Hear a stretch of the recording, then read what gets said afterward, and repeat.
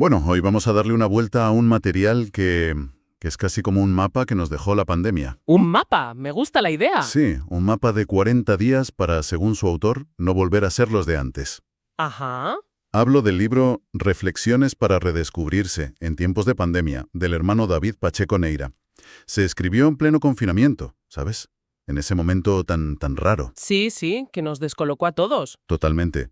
Y el autor dice que ese momento nos quitó el maquillaje y dejó al descubierto nuestra fragilidad, pero también las grietas del sistema. Ya. Nuestra misión hoy es, pues, recorrer este mapa, ver qué propone y sobre todo preguntarnos si estas ideas siguen vivas ahora que el ruido ha vuelto. Claro. Y para empezar, una frase de la introducción que es, bueno, una declaración de intenciones. Generalmente las grandes decisiones vienen de las grandes crisis. Uf, arranca fuerte, ¿eh? Y el prólogo de Monseñor Raúl Chauquispe le da la razón, apuntando a algo que todos sentíamos, ¿no? ¿A qué te refieres? A que la vida de antes, ese activismo sin pausa, nos tenía como anestesiados, corriendo sin saber muy bien hacia dónde. Cierto. El libro parte de una base dura. La pandemia nos puso cara a cara con la soledad, la enfermedad, la muerte. Pero a la vez argumenta que esa parada en seco fue una oportunidad. Ajá. Y aquí está la clave que guía todo el texto. Una frase que dice que el sufrimiento de la pandemia nos trae la oportunidad de redescubrirnos para ser mejores. No es solo aguantar el chaparrón, sino ver qué se aprende. Claro. Y eso me lleva a una palabra que se convirtió en el mantra de la época: reinventarse. Uf, por todas partes. Parecía que si no salías del confinamiento con una nueva carrera, hablando 3 idiomas y haciendo pan de masa madre, habías fracasado. Totalmente, una presión tremenda. Pero aquí es donde la cosa se pone interesante, porque el autor de este libro, bueno, reme completamente en dirección contraria. Se opone a esa idea. Del todo.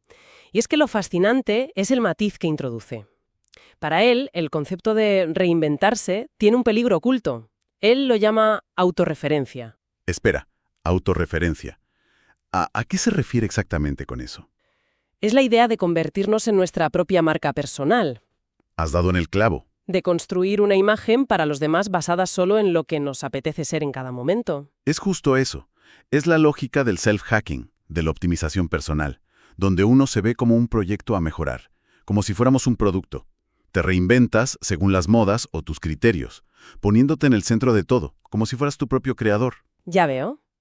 Frente a eso, él propone algo mucho más profundo: redescubrirse. Vale, ¿y en qué se diferencia redescubrirse? Porque suena parecido, pero intuyo que no lo es. No tiene nada que ver. Redescubrirse no es añadir más capas, es quitarlas. ¿Ah? No es crear algo nuevo, sino volver a lo que ya estaba ahí, a la esencia. El autor lo enmarca en su contexto de fe, claro, y habla de volver a ser imagen y semejanza de Dios. Vale. Pero si lo sacamos de ese marco, la idea universal es la de quitarse de encima las máscaras, las falsas imágenes que hemos construido para encajar, y reconocer con humildad quiénes somos de verdad. O sea, no es inventar un yo 2.0. Para nada. Es encontrar al yo auténtico que se había perdido. De hecho, usa una cita de San Agustín que es brutal. Me hiciste Señor para ti, y mi corazón no descansará hasta llegar a ti. A quien no lo vea desde una perspectiva de fe, ¿cómo podríamos traducir esa idea de que nuestro corazón no descansará? Es una búsqueda de propósito, esa sensación de que siempre nos falta algo. Exacto. Es esa inquietud existencial, esa sensación de que por mucho que consigas éxito, dinero, reconocimiento, hay un vacío que no se llena. Ya. San Agustín lo identifica con Dios, pero desde un punto de vista secular es la búsqueda de un propósito que te trascienda, de una conexión con algo más grande que tú. Entiendo. La propuesta del libro es que esa búsqueda no va hacia afuera, inventando un nuevo personaje, sino hacia adentro, desenterrando lo que ya eres. Entendido. Es un cambio de dirección total. Y parece que el libro está estructurado como un método para ese viaje interior. 40 reflexiones. Una para cada día. El número 40 no parece casual, ¿verdad? Porque esa cifra tan ritual. No, no es casual en absoluto. El número 40 está cargado de simbolismo en la tradición judeocristiana, y el autor lo usa a propósito. Claro, Son los 40 años del pueblo de Israel en el desierto. Exacto, antes de llegar a la tierra prometida. Los 40 días del diluvio que limpiaron el mundo, o los 40 días que pasó Jesús en el desierto. Enfrentándose a sus demonios antes de empezar su misión. Justo. Siempre son periodos de prueba, de transición, de purga, casi. Ya. La cuarentena bíblica es siempre un tiempo de transformación, un proceso duro, a menudo doloroso, para pasar de un estado a otro. Es el tiempo necesario para que algo viejo muera y algo nuevo pueda nacer. Y por eso las 40 reflexiones. Son una invitación a usar nuestro propio desierto, el confinamiento, para iniciar ese mismo viaje. Vale, entiendo el simbolismo. Pero, a ver, siendo prácticos, ¿cómo se supone que un viaje personal de 40 días puede llegar a cambiar el mundo, como dice el autor? Ya. Me parece un salto un poco grande, ¿no? Pasar de mirarse el ombligo, de la introspección, a un cambio global. Es una objeción lógica, sí, pero creo que la clave está en una de sus frases más directas. El mundo no cambia si el hombre no cambia. Mm, No propone una solución mágica, lo que sugiere es un efecto dominó. La idea es que las grandes estructuras de injusticia, de egoísmo o de destrucción del planeta no son entes abstractos. Se sostienen sobre decisiones individuales. Exacto, sobre millones de decisiones diarias. Si un número suficiente de personas cambia su forma de ver el mundo, sus prioridades y sus acciones, pues las estructuras inevitablemente empiezan a temblar. No es de la noche a la mañana. Para nada. Es sembrar una semilla. De acuerdo. Me convence la lógica del efecto dominó. Pues vamos a ver qué tipo de semillas propone sembrar. No podemos ver las 40, pero sí algunos temas que se repiten. Claro. Por ejemplo, el del cambio de perspectiva. La reflexión del día 7 se llama Tiempo para dar un giro. Y dice cosas como, hoy puedo pedir muchas cosas, pero he preferido dar. Fíjate en el verbo, he preferido. Hoy puedo quejarme de tantos males, pero he preferido agradecer. Es una elección consciente. No niega la realidad. No dice, no hay males o no tengo necesidades.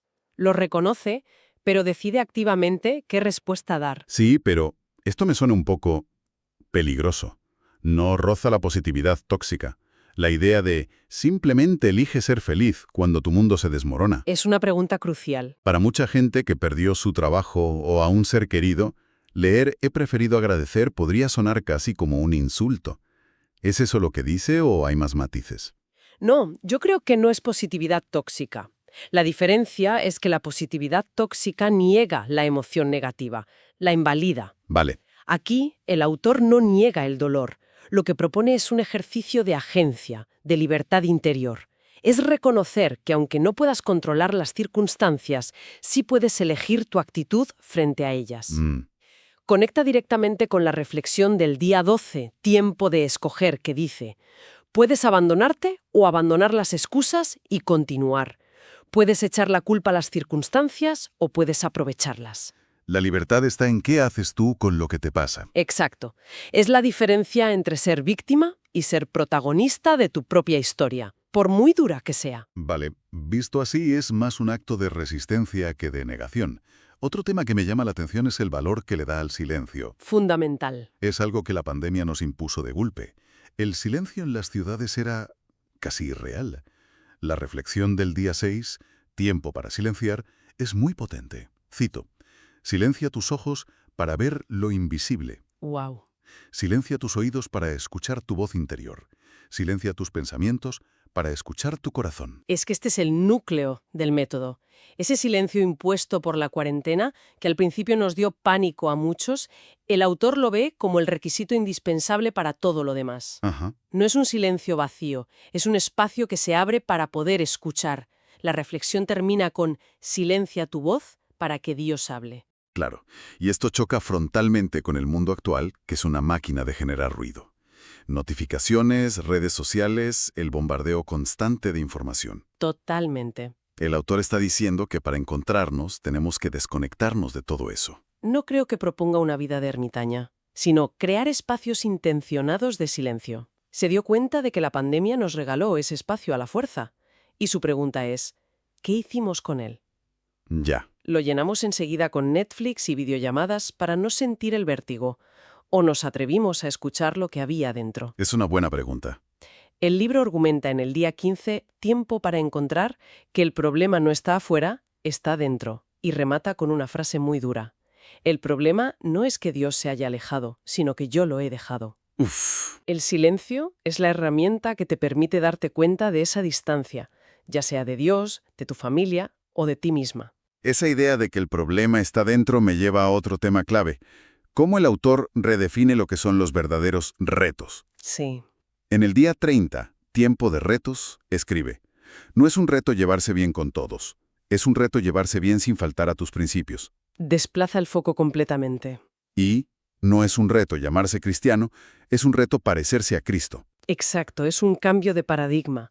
El reto no es la circunstancia externa, aguantar a tu jefe, superar una crisis, sino la coherencia interna. La verdadera batalla, dice, se libra dentro de uno mismo. Ya. Y esto llega a su punto más álgido y también más polémico en la reflexión del día 28, tiempo de pandemia. Adelante. Aquí es donde lanza la bomba. Afirma que la pandemia en sí misma no es el problema. Uf, esa es una afirmación muy difícil de digerir para cualquiera que haya sufrido sus consecuencias de cerca. Ya lo sé. No corre el riesgo de invalidar un dolor que fue inmenso y muy real para millones de personas. Sin duda. Es la frase más chocante del libro y, si la sacas de contexto, puede sonar terriblemente insensible.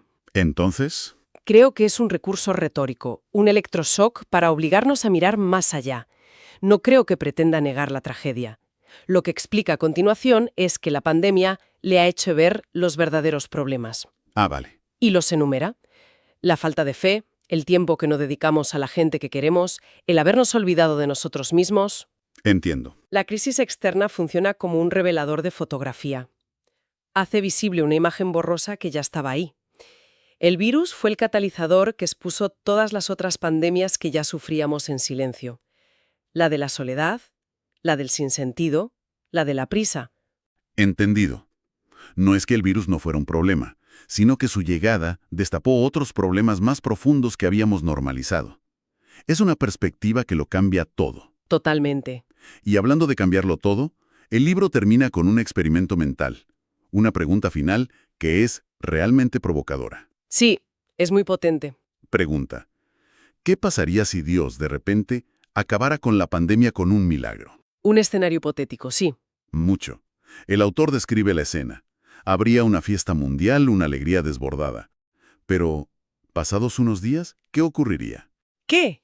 Que la humanidad volvería a la normalidad de siempre. Y describe esa normalidad: la injusticia económica, la destrucción de la naturaleza, la rutina sin tiempo para la familia, el estrés. Vaya. La gente, dice, se olvidaría del milagro y volvería a vivir como si nada. Y esa es una visión bastante pesimista de la naturaleza humana, ¿no? Que ni siquiera un milagro nos cambiaría de forma duradera. Exacto, es bastante cínico. ¿Cuál es la moraleja de este cuento? Pues la moraleja es que si Dios no interviene con una solución mágica, quizás es porque actúa como un padre que desea que su hijo madure en la adversidad. Una solución que no requiere un cambio interior, una toma de conciencia, no sirve de nada a largo plazo. Utiliza la analogía de la parábola del hijo pródigo. Ajá.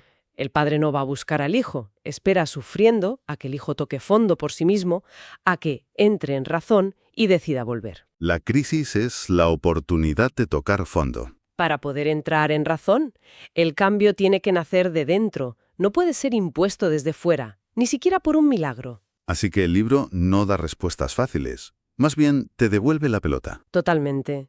Te pone frente al espejo. La responsabilidad del cambio es tuya. No hay atajos. Toda esa charla sobre la nueva normalidad Se queda en un eslogan vacío. se queda en un eslogan vacío si no nace de una nueva vida en cada persona. El cambio social empieza en el metro cuadrado de cada uno. Esa es la tesis final. Y mirando a nuestro alrededor unos años después, Uno se pregunta si el autor no tenía bastante razón en su pesimismo. Hemos vuelto a la misma rutina de antes, solo que con mascarillas opcionales. es una buena pregunta. Para resumir, hemos visto que el libro plantea la pandemia no como una maldición, sino como una oportunidad forzosa para pararnos a pensar. Sí. Propone redescubrirnos, quitar capas para encontrar nuestra esencia, en lugar de reinventarnos, añadir más capas para construir un personaje. Exacto. Y sobre todo insiste en que cualquier cambio real, tanto personal como colectivo, nace de una decisión individual y consciente. Me acuerdo ahora de una cita del Eclesiastés que aparece en el libro. Todo tiene su tiempo, y todo lo que se quiere debajo del cielo tiene su hora.